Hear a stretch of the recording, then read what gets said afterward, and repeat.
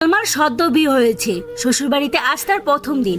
শাশুড়ি মা ডাকলেন, সালমা তাড়াতাড়ি উঠে পড়ো, সবার জন্য নাস্তা তৈরি করো। সালমা শুনেও না শোনার ভান করলো। শাশুড়ি মা বলল, শোনো না তুমি, সকাল 8টা বেজে গেছে, সবার জন্য নাস্তা বানাও।